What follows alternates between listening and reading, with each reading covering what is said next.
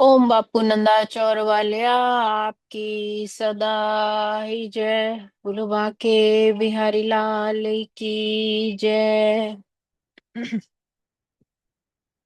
जिया कब तक उलझेगा संसार विकल्पों में। जिया कब तक उलझेगा संसार विकल्पों में। कितने भव बीत चुके संकल्प विकल्पों में। जिया कब तक उलझेगा संसार विकल्पों में। उड़ उड़ कर यह चेतन गति गति में जाता है। उड़ उड़ कर यह चेतन गति गति में जाता है। रागों में लिप्त सदा भव भव दुख पाता है। क्षण भर को कभी न कभी निज आत्म ध्याता है। निज तो न सुहाता है पर ही मन भाता है। यह जीवन बीत रहा झूठे संकल्पों में। जिया कब तक उलझेगा संसार विकल्पों में। कितने भव बीत चुके संकल्प विकल्पों में। जिया कब तक उलझेगा संसार विकल्पों में। संसार विकल्पों में। बापू जी की प्यारी सात संगत जी, अब हम गीता पाठ श्रवण करते हैं। वसुदेव सुतं देवं कंस चाणूरमर्दनम देवकी परमानंदं कृष्णं वंदे जगद्गुरुं। कृष्णं वंदे जगद्गुरुम्। ओम श्री परमात्मने नमः। श्रीमद्भगवत गीता अथ नवमोऽध्यायः। प्रभु की प्यारी सात संगत जी, हम 9वें अध्याय का श्रवण कर रहे हैं। श्लोक क्रमांक हमने 8 तक श्रवण किए। पिछले श्लोकों का सारांश लेके फिर अगले श्लोक में हम प्रवेश करेंगे। पिछले श्लोकों में भगवान ने अपने मुखारविंद से हमें उपदेश दिया अर्जुन के माध्यम से कि वो परमात्मा आकाश रूप में है और हम सारी पृथ्वी जितने भी चर अचर जीव हैं वो वायु समान है। अगर देखा जाए तो आसमान वहीं का वहीं, आकाश वहीं रहता है। और उस सिर्फ आकाश में वायु नहीं, जल भी होता है जो वर्षा के रूप में आता है, धूल मिट्टी के कण भी होते हैं, सब उसी में ही समाया है। लेकिन आकाश उसमें लिप्त नहीं। उसी तरह परमात्मा सब जगह व्याप्त है लेकिन उसमें लिप्त नहीं है। अगर वायु का उदाहरण ले तो कभी इतना बड़ा आंधी तूफान आ जाता है, बड़े बड़े जैसे चक्रवात आ जाते हैं, लेकिन उससे जल जर अचर जितने जीव जंतु हैं, पेड़ पौधे हैं, वो सब प्रभावित हो जाते हैं। लेकिन आकाश पर कोई भी प्रभाव नहीं होता, वो उससे पृथक रहता है। इसीलिए परमात्मा ने उसमें उदाहरण आसमान का, आकाश का लिया था कि आकाश स्वरूप में परमात्मा है और नीचे वायु अग्नि जो भी तत्व है वो सब जल जीव जो है वो वायु के समान है, हम उसके अधीन हैं।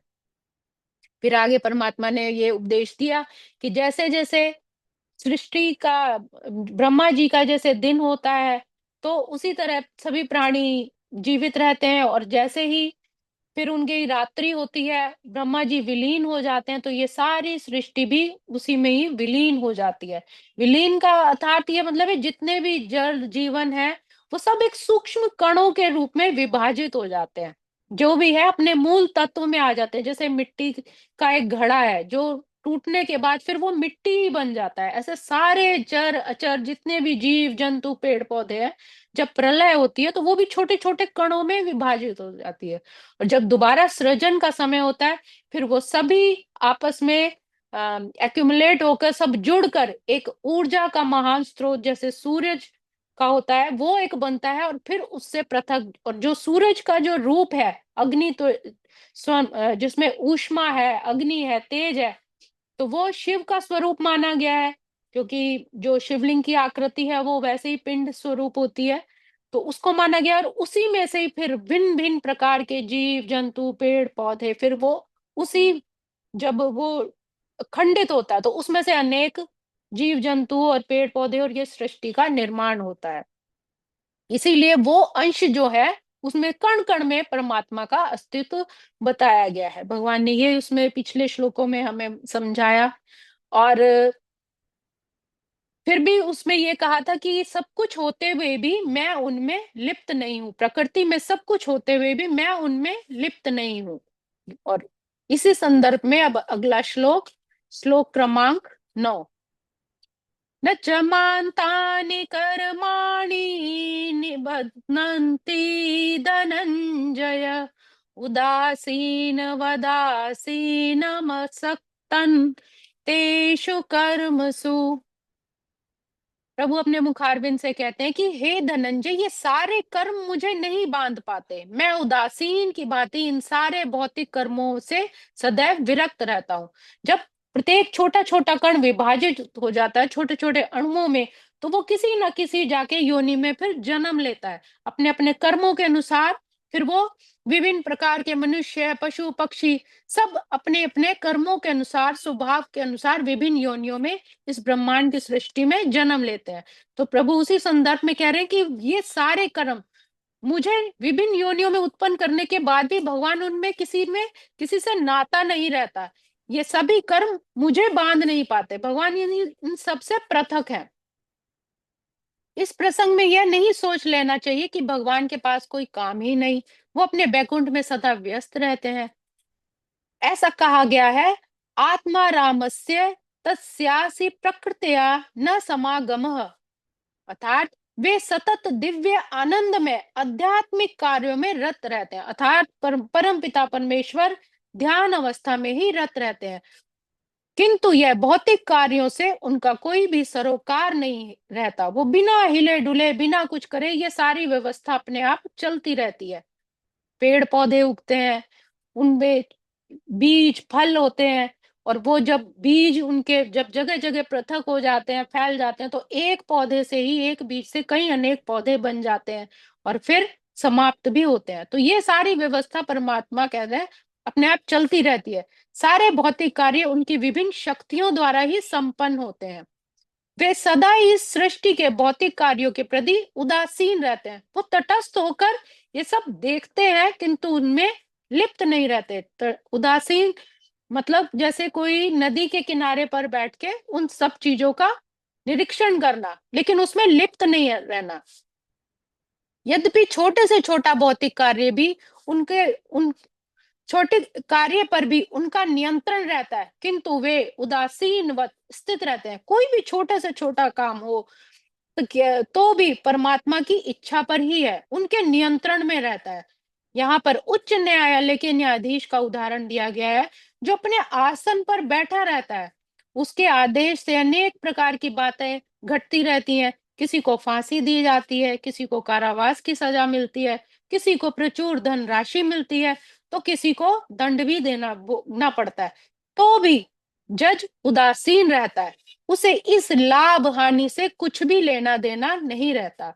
इसी प्रकार भगवान भी सदैव उदासीन रहते हैं, यद्यपि प्रत्येक कार्य में उनका हाथ रहता है अप्रत्यक्ष रूप से, क्योंकि उनकी ही इच्छा से ही सब कुछ होता है। वे इस जगत के द्वंद्व में स्थित नहीं होते, वे किसी द्वंद्व में नहीं पड़ते, वे इन द्वंद्वों से अतीत रहते हैं, वो पृथक रहते हैं। न ही इस जगत की सृष्टि तथा प्रलय में ही उनकी आसक्ति रहती है। ये जो सृष्टि बनती है या जब प्रलय में ही हो जाती है, तो किसी के साथ भी उनका कोई भी मोह, कोई आसक्ति नहीं रह जाती।